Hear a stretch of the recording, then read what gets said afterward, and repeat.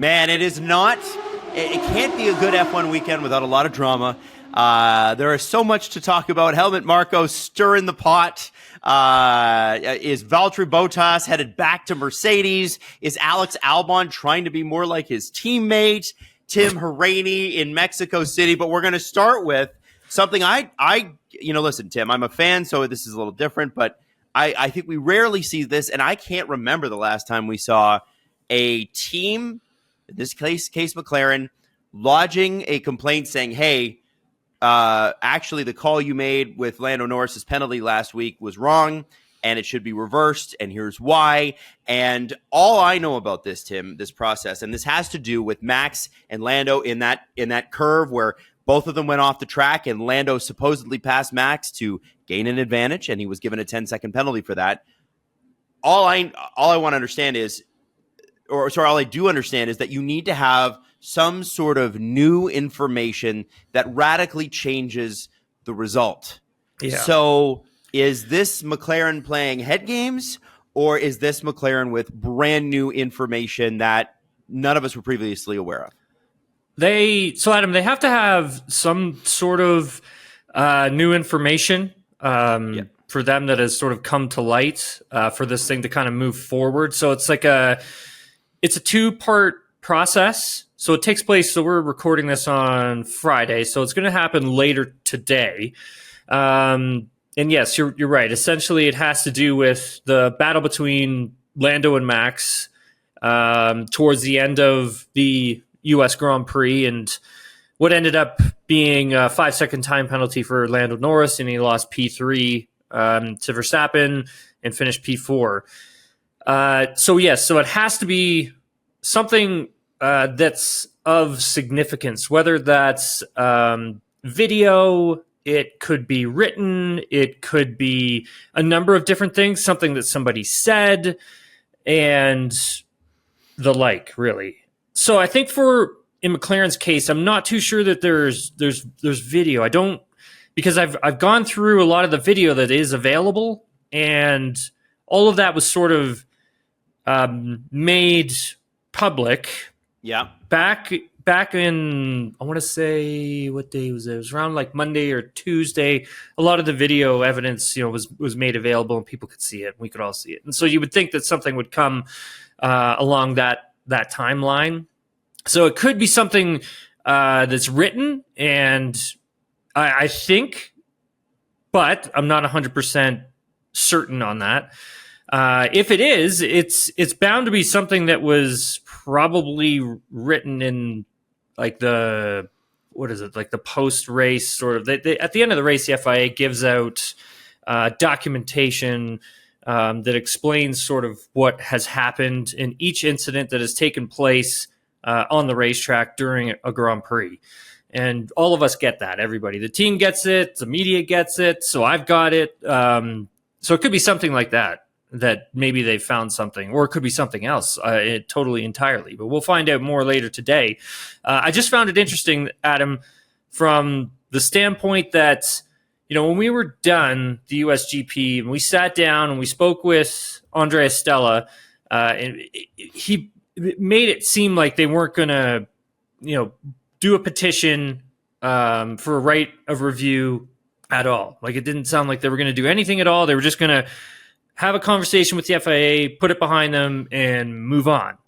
And now, all of a sudden, on the Thursday leading into the Mexico Grand Prix, we get this news at the very end of the day. Like, I'm talking, this thing came to us like we were all sort of like packing up, ready to go home kind of thing. And this thing, hits us, and it's like, okay, so they must have something that they feel that they can move forward on. So let's wait and see what it is. But Adam, if they're able to overturn it, that's pretty huge. That's a point swing towards Lando. Lando would then move to P3. But again, it's a two-part process, and they got to go through this. They got to go through this process with the FIA, which will happen, later today on Friday. Okay, man. Tim, it just keeps getting more interesting. Now, Helmut Marko put a little chum in the water, too, and said, of course, because he's just always talking, that guy. He said likes to talk, Adam. He likes to talk. He loves a chat. He was saying that Oscar Piastri's management desperately want Oscar over at Red Bull and that there have been serious conversations. Now, Oscar in retort has said it wouldn't be a week in F1 without Helmut Marko saying something. And he's right. That's exactly how F1 goes. Helmut Marko speaks, and then there's a GP. He's part of the events of the weekend. But I think what's interesting here, to me anyway, is people forget that Oscar Piastri's representation is headed by Mark Webber. Mark Webber, former Red Bull driver. So you think, oh, well, maybe there is a lot of connections there. And there are. But Mark Webber does not speak very kindly of Helmut Marko in his autobiography, specifically with how the Sebastian Vettel situation was handled, multi-21. And Marko's real push at that point, because really at that point, the Red Bull driver program had yielded 0 results. And Marko essentially elbowed his way through that season and bringing Vettel up. And Vettel's a great driver. We're not trying to take away from Sebastian Vettel here, but made things extremely difficult on Mark Webber when Mark thought, why are you making it difficult on me? Why don't you make it difficult on, the 9 or 10 other teams that we're playing, that we're racing against, right? And so I know he's not a big fan of Helmut Marko. Christian Horner was once asked in an interview, who's the driver that gave you the most headaches? And he told the interviewer, Mark Webber. And that's not to say that they don't necessarily like each other. And I get that it's business. And in business, you got to sometimes do business with people that you don't necessarily love. What do we think about this situation, Tim? Is this just Red Bull trying to play some head games again? Yeah, you know what? I honestly think it is. Helmut Marko sometimes just starts talking, right? And words come out. So it's like, it's like, what are we talking about this weekend kind of thing, right? So it could be, definitely head games for sure. Oscar actually addressed this to us yesterday. So on Thursday during the media availability, and, he was kind of laughing at it, basically being like, yeah, I'm not going to Red Bull. And he basically has kind of felt that every weekend Helmut Marko has something different to say. It was pretty funny. I don't have the quote in front of me, but yeah, he just confirmed that, look, he's got this season plus 2 more seasons at McLaren. He doesn't see himself going anywhere anytime soon. He's happy where he's at. He should be happy where he's at. I mean, he's doing a great job, and then obviously the team is in a great place right now too. And yeah, you're Adam, you're right. I mean, Mark Webber and Helmut Marko, they never got along. So yeah, that I don't see a future where that would happen. And I also don't see a future where Oscar Piastri would be leaving McLaren to go to Red Bull. And I also don't see a future where Zach Brown would allow Oscar Piastri to leave McLaren. So right. And this is just Helmut Marko. I mean, listen, he does those newspaper interviews ostensibly, usually the way it works behind the scenes, like Aaron Rodgers on the Pat McAfee show, is you're paid to do it. Tom Brady used to do a Tuesday morning hit on one of the big radio stations in Boston. Imagine Tom Brady talking everybody. Right. Well, do you think he did it for free? No. So if Helmut wants that spot to continue, you got to make some headlines. And you know what? I give him full credit for that. That's a fun little headline. If he's lying about it, then who cares? It doesn't hurt anybody. But boy, does it get us media up all riled up. And that is what he's very, very good at. And with a very tight championship race at the top, I think that's fascinating. I also think all the conversations about Lando and Max and Lando wanting to potentially come to Red Bull, which kind of percolated last season a little bit. And how much Lando and Max would want to race together. I find those conversations in retrospect, those rumors, hilarious. Because I don't think that it would have gone well. No. Yeah. Not at all. I mean, it would have. It was funny. I was talking to Lando yesterday, and, he was telling us that, he hasn't talked to Max since Austin. Right. And I'm not too sure how much those two are in conversation with each other. I don't know if they're talking to each other every single day, but they certainly are good friends. It's just at the moment, and after what happened last weekend, I mean, they may need to find a way of breaking the ice again. That's my personal opinion. Because when, Lando comes out and says, yeah, you know what, I haven't talked to Max and, since last week. I was kind of like, in the back of my mind, I was kind of like, oh, okay, I guess there's something there. Like you're at the moment, and which is fair, which there should be, because you have two competitors here who are going against each other for a world driver's title. But yeah, Adam, I would never see a world where that would have. I mean, we talked about it on this podcast last year, right? I literally flat out said there's no way Lando Norris would go to Red Bull and leave McLaren and go be like a number 2 to Max Verstappen. There's just no world where that would happen. And Lando's too good for that, you know? Yeah, of course.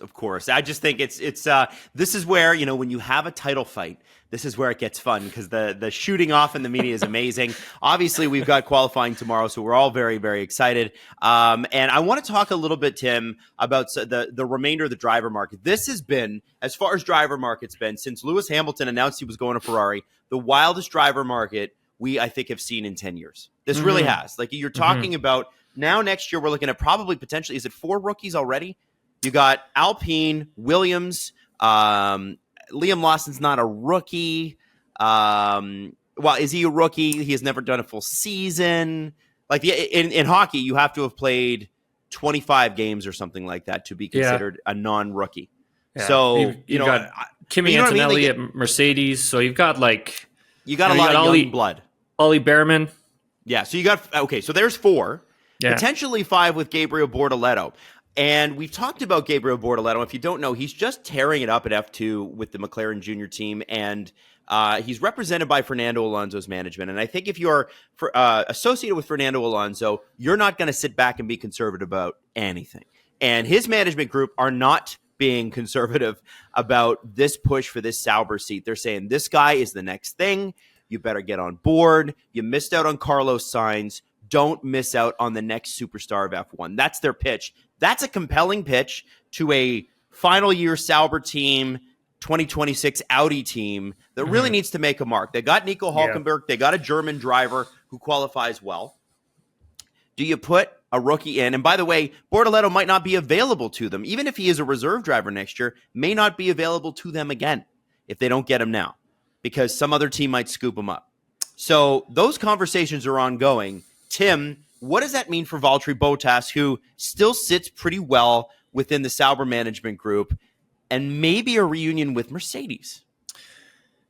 Well, I want to start with Bortoleto first. I mean, it'd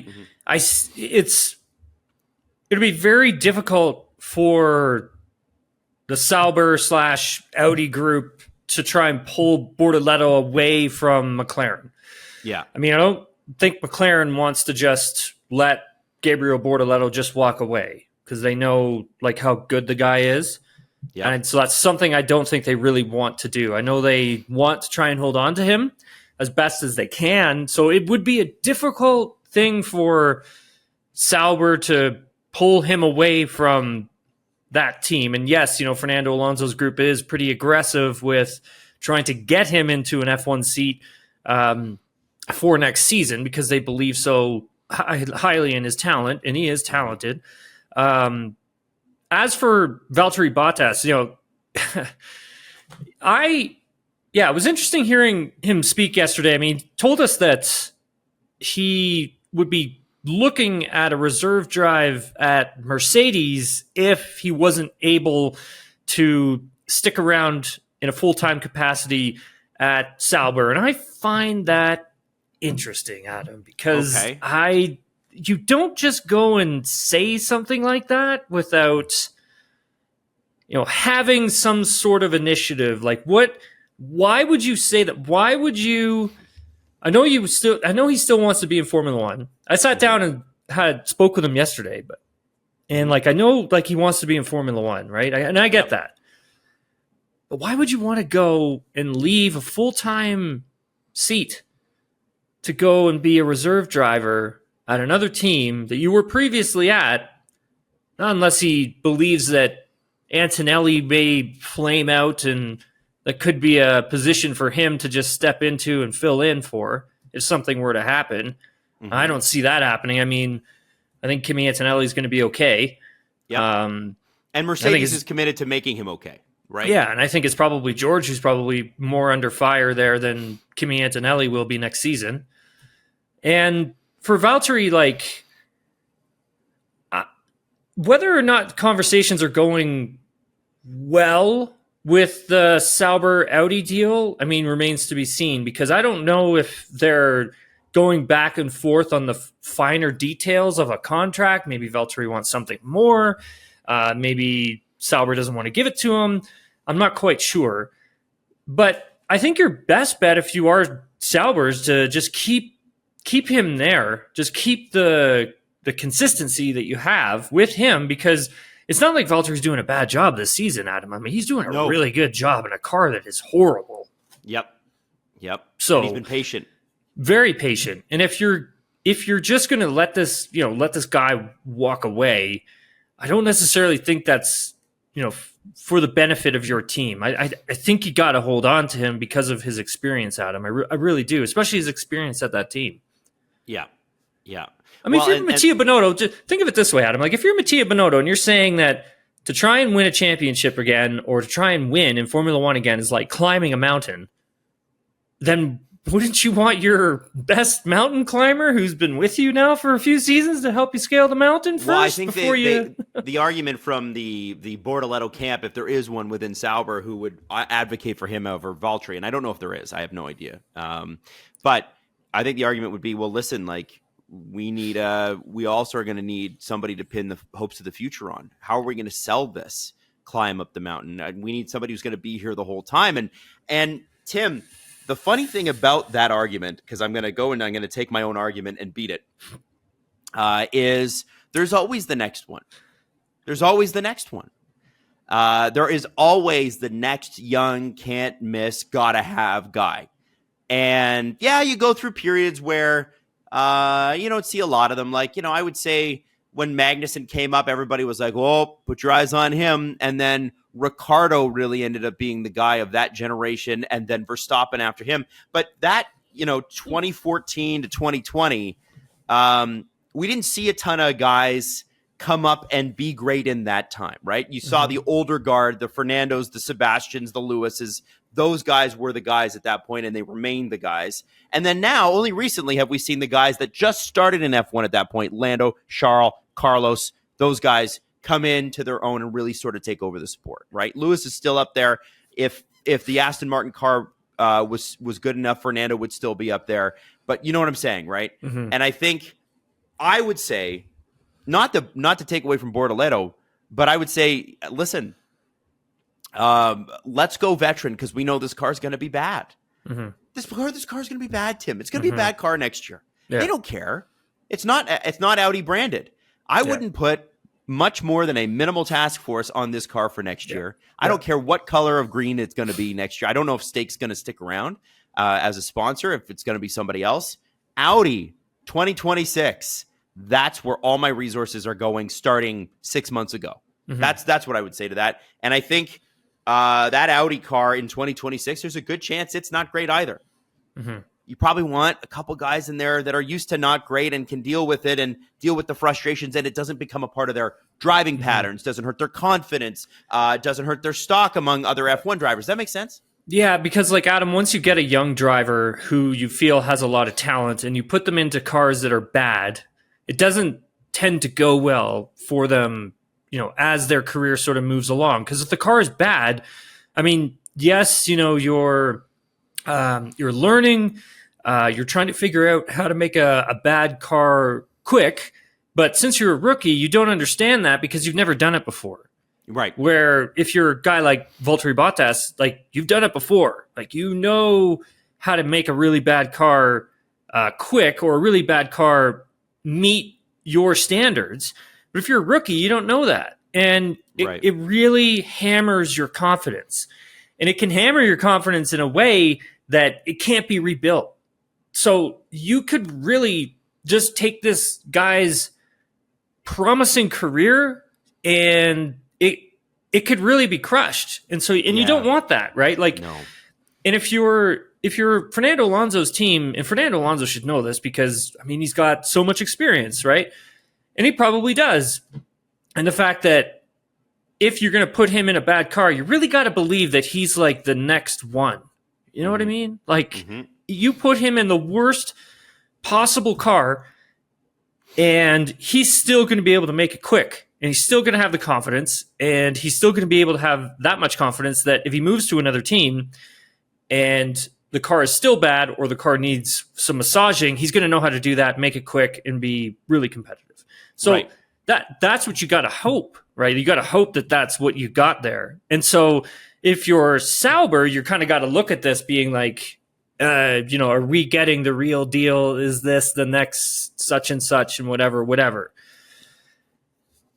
And I just don't know yet, Adam. I mean, it's the F2 season that we've seen. I mean, the cars are bad. Let's be honest. They're not good this year. And every single driver is having a difficult time with them. Every team is having a difficult time with them. I would say we'll probably get a better understanding out of the group that's in Formula 2 for next season because teams have had a full season with the cars, figure out how to make them work, that kind of thing.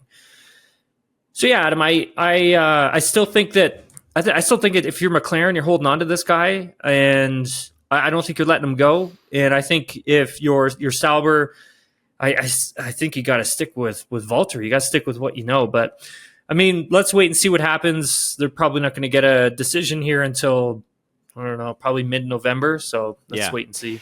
Even if Sauber moves on from him when they become Audi in 2026, I still see a potential move back to Mercedes to be a reserve driver for a year or two as well. Like, I just think there's a great relationship there. I think, isn't Toto still his representative? Or wasn't Sorry, for who, Adam? For Valtteri. Is he not represented by Toto? I don't know whose Toto's list of clients are. It's not like publicly available. You just find these things out in media reports. You're like, what? Really? He represents half the grid? How? Well, he definitely has a good relationship there, Adam. I mean, it's not like he left on a bad note, right? Like, he did everything. Time. He did everything that Mercedes asked him to do during those championship years with him and Lewis. So I mean, that he has good standing with the team. I'll say that. Right. And so Tim, as warm-hearted as that a reunion with Mercedes would be, it would mean that probably effectively it would be the end of Valtteri's on track, and I think that would be unfair to him. I think he's still a very, very good driver, and we've talked about it before. I think those two, at very least, being good qualifiers for a team like Sauber next year, are going to be really, really important.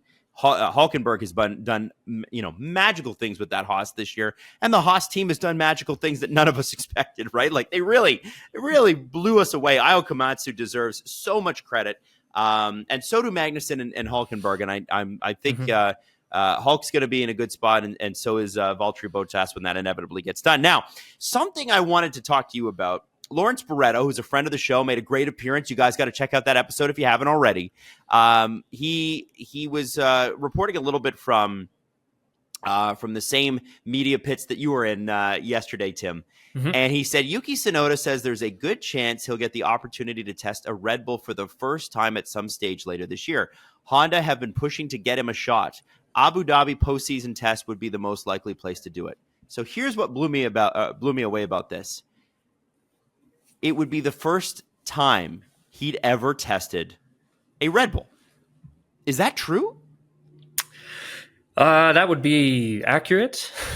He's never tested a Red Bull senior team car ever. Well, no, because he's a part of Racing Bulls, right? Like, Tim, Tim, come on. I'm not. Are you? Listen, I'm not in charge of Red Bull Racing. I know that Yuki is not Christian Horner's favorite guy. That's pretty clear.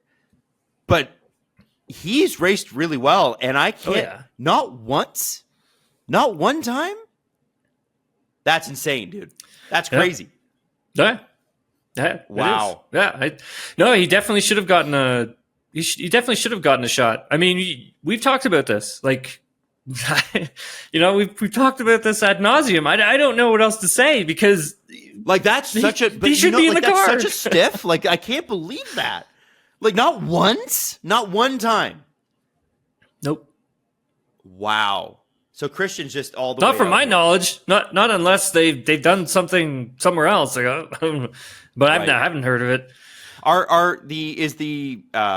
want to call them AlphaTauri because Fernando Alonso did last week with Liam Lawson. Called it an AlphaTauri. Is V-Carb moving to the Ford Red Bull performance motors as well? Or are they sticking with Honda? Well, I think they're going to have to, right? Because they're both aligned on a lot of things here. So I think once Honda makes that move and the transition over to Aston Martin, which will start. Actually, it's already kind of started to happen. I mean, Aston Martin's been having some meetings with Honda. I believe Andy Cal was in Japan last week before the U.S. Grand Prix. Andy Cal's the president of Aston Martin, the race team. Mm-hmm. And so, the wheels are in motion already there. So it just comes down to how they slowly transition from Red Bull over to the Aston Martin team. As for Red Bull, obviously they're making their own powertrains for 2026 with Ford branding, badging on it. And Ford will have a little bit of input and help with the electric components of the Ford power unit, of the Red Bull powertrain, I should call it. And so, those should be being used by Racing Bulls as well. So, Adam, I mean, they're all kind of using the same stuff over there. Okay. All right. Well, damn. That's a bit of a slight if I've ever heard one. Now, a friend of yours, Pato O'Ward, who is a McLaren driver in IndyCar, is going to, and he's been Instagramming about it leading up to this. He's so excited. He's going to be testing a McLaren Formula One car this weekend. I believe isn't it today? Today, yeah. He's doing free practice one. He's one of the best drivers in IndyCar, has been for a few years. He's a guy that Zach Brown clearly really, really thinks highly of. But McLaren has one of the best driver lineups in the sport, if not the best. Yeah. Not a lot of holes in that lineup. Mm-hmm. What's Pato's potential future in Formula One? What does he hope to get out of something like this? Being recognized, I think for sure is one of them. I mean, it's never a bad thing when you're, obviously on the track in an F1 car. It's never usually a bad thing, especially in free practice one. It'd be difficult, man, to get him into a McLaren, even though he is their reserve driver. It'd be really hard. I don't see a future where that happens anytime soon. This is a great opportunity for him, especially doing it here in Mexico. The fan base for him here, Adam, is off the charts. If people haven't seen it, just go to Twitter and just type in Pato O'Ward mall and just watch what happens. He visited this mall here on Wednesday night and just rammed thousands and thousands and thousands of fans showed up to this thing to see him. It was really cool. I think Pato is a driver who should have been in Formula One a lot sooner. Probably back when he was a part of the Red Bull driver program for a brief stint. Putting him in Formula 2 for a quick taste, and eventually just ushering him over to Super Formula, and then leaving the program, and Zach, noticing hey, this is a really talented guy. We got to put him in our IndyCar, and giving him a chance at a full-time ride in IndyCar. I mean, it was huge. But Adam, I would love to see Pato full-time in F1. Great personality, incredible driver, super talented. Like you said, he's one of the stars of IndyCar. He's one of their top talent as well. Yeah. Yeah. Oh, guess who else I saw here yesterday? I'm going to go bug. Gavin Ward's here, friend of the show. Oh, Gavin Ward. How is Gavin?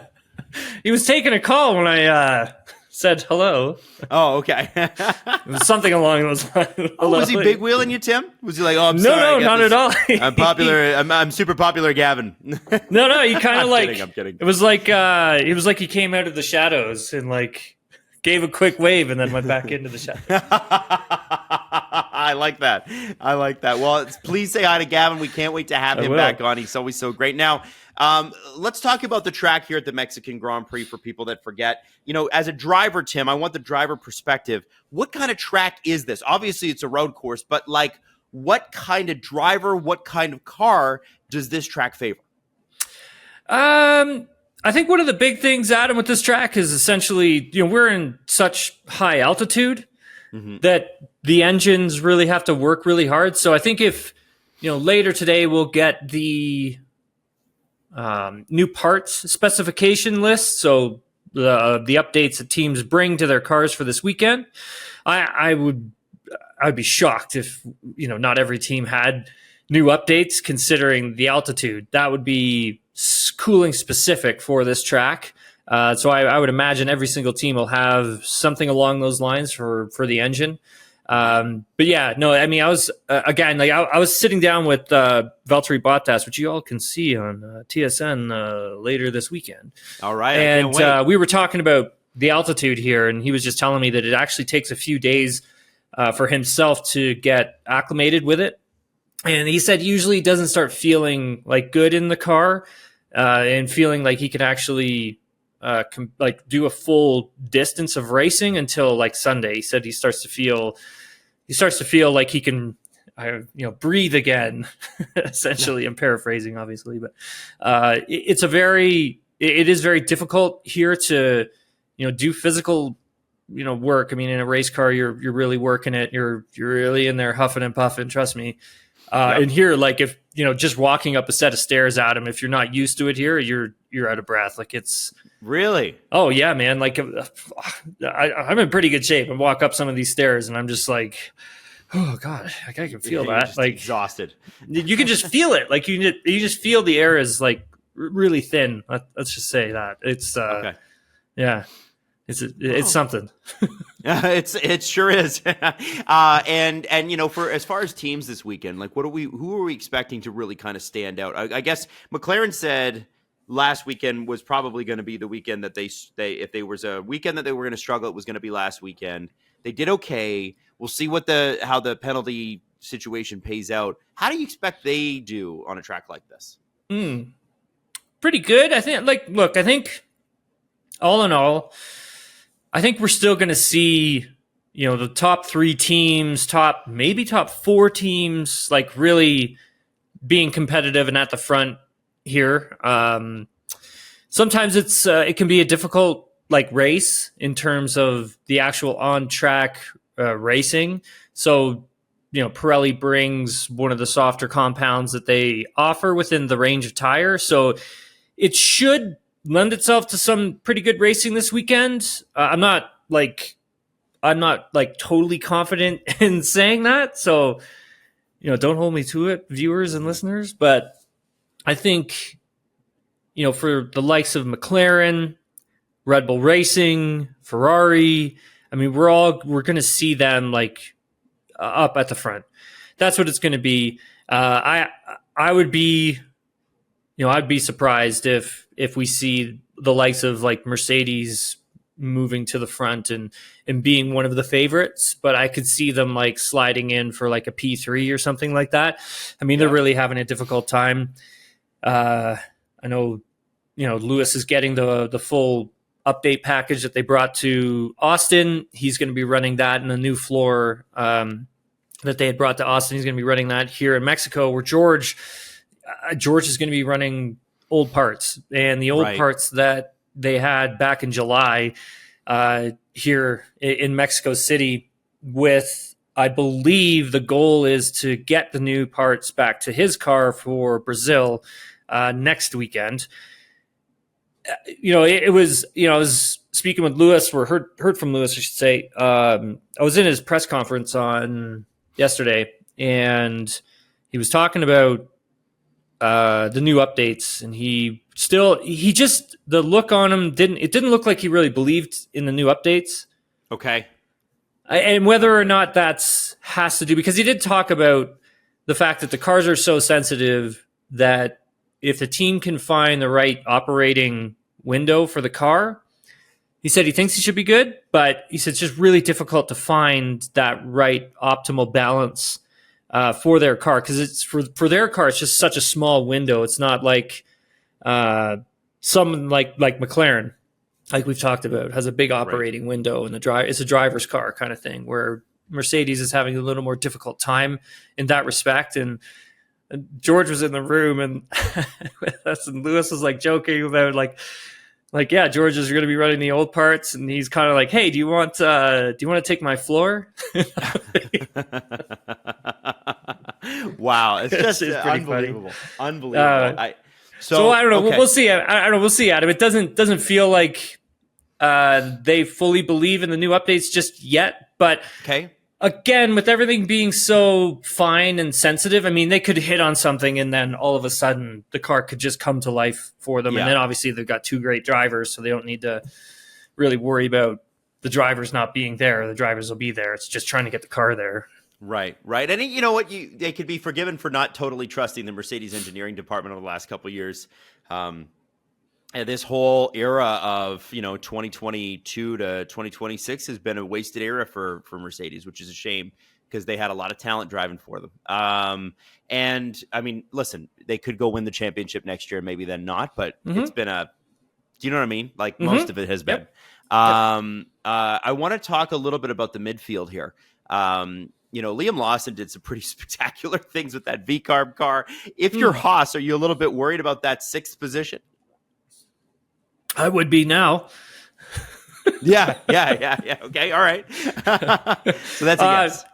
Look, I think we never really got to talk about Haas last weekend, Adam, but they've been spectacular, man. Like just the amount of work that they've put into their car, how they've executed with the upgrades. Looking at Kevin Magnussen, he looks way more comfortable in the car now than what he did at the start of the season. And then obviously Hulkenberg's been great all year, full stop. For the Racing Bulls or V-Carb, I mean, sometimes they get to the track and they're very competitive. And then sometimes they get to the track and they're so-so. And then sometimes they get to the track and they're really bad. Right. And I think it's just it's the inconsistencies with the car components, trying to get it into that right operating window for them. Mm-hmm. And it's not to say that Daniel Ricciardo wasn't doing anything correct. I mean, I thought Daniel Ricciardo did a really great job with what he had to work with. Yeah. Liam Lawson had a hell of a race on Sunday. Mm-hmm. I mean, he did, right? Mm-hmm. And this guy's fighting for his future. Yep. Like we don't know what's going to happen with Liam Lawson just yet. I mean, worst comes to worst, he's back in the V-Carb, the Racing Bulls car for the remainder of next season. I mean, worst case. I mean, best case. I mean, he's replacing Sergio Perez. Yeah. So if he can keep doing performances like he did at the U.S. Grand Prix, I mean, he's very likely he could be up in that Red Bull Racing seat for next year. Right. And it was interesting. Laurent Mekies said of Daniel Ricciardo, I think it was this week, I think he was asked again, about it. And he said, we weren't happy with the way that was handled. Oh, yeah. And he said that, we also took responsibility and said we didn't do a good enough job on our end. I think that they really saw value in Daniel. Like, I think every time you talked about that, Tim, like that goes underreported, but you've said that, you hammered that point time and time and time again. They valued his feedback, and they really believe that they let him down. Yeah, and Adam, when Laurent Mekies says something like that, he means it. And I mean, everybody might roll their eyes or whatever, but you don't understand how long Laurent Mekies has been in Formula One and the teams he's worked with. Yeah, at a very high level. Yep. He knows what he's talking about. Yeah. Yeah, he's a pretty smart guy. Yeah. Okay, so the last thing I wanted to kind of quickly hit on is our good friend Fernando Alonso. He missed all the media stuff yesterday because he's not feeling well. And, he's not feeling well.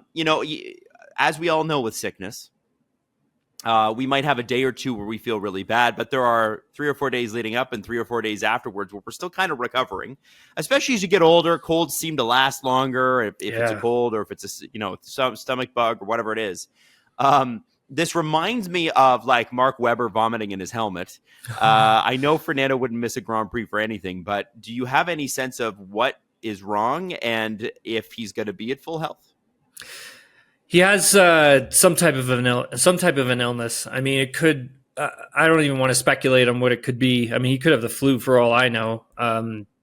All I got was a statement from Aston Martin yesterday when I got to the track.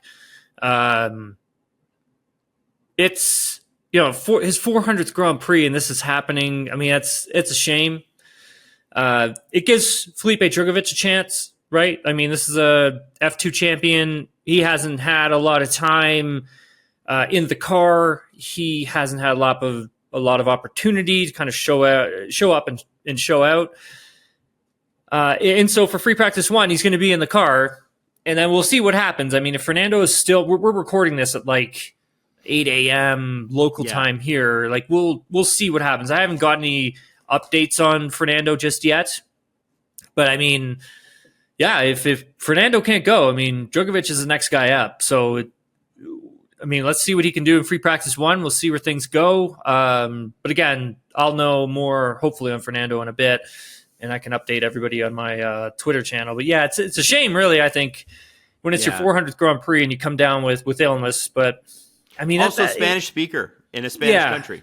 Right? Yeah. But that's the thing. Like I think he did a Hugo Boss event a couple nights ago here in Mexico, I believe, and he seemed okay.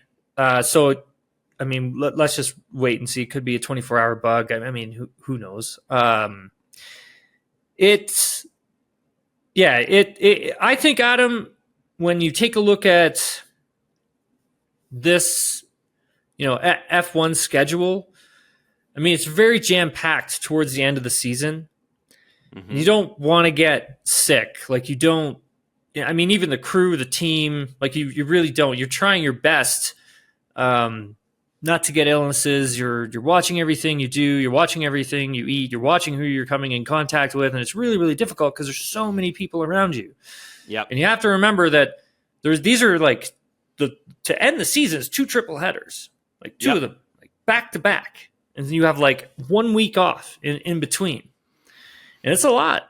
Yeah. Like that's a lot. Like it's, you're if you're coming from Europe, right, Adam, you're doing at least a 10-hour flight to Austin, at least.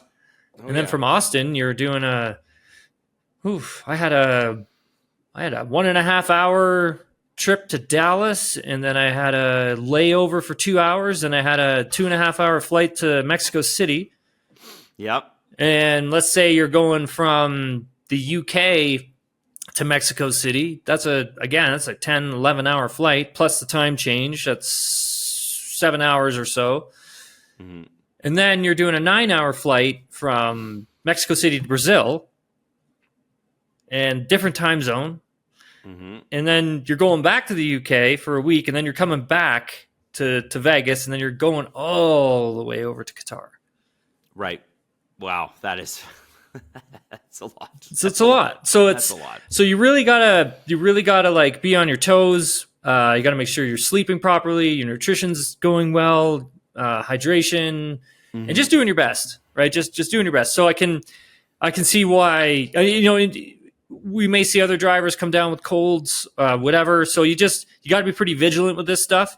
So yeah, it's tough, man. It's tough. And I hate to see like this, I would hate to see Fernando to miss a Grand Prix because of it. That's all. Like it's his 400th Grand Prix, man. It's such a special occasion. Like, yeah. Like think about that. How many drivers, right, reach that opportunity. So. Oh, I agree. It's amazing. Yeah. Hopefully he has a great Grand Prix. They have a little surprise, cooking, and that car gets back on track to where we think it should be, which is a top. I mean, it's still a top 5 car, but it should be competitive with the top 2 and 3. I think that's where I'd like to see them be. Yeah. Yeah. So, I mean, Adam, the car's bad right now. Car's bad. It's bad. It's a bad car. It's been bad. The great thing though, Tim, is that they're taking a few steps. Notably, it's been bad. Newey step towards a good one. Yeah. I was just gonna say it's been bad since the start of the season. That car, it hasn't gotten any better. It hasn't even gotten any faster either. Like oh gosh, I know. So that's rough.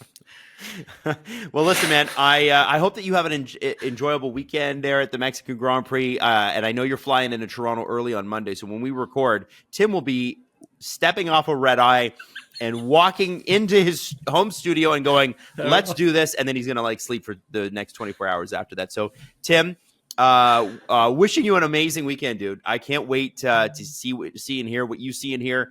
And we'll look out for that Valtteri Bottas stuff on TSN, man. Thanks, buddy. Appreciate it, Adam.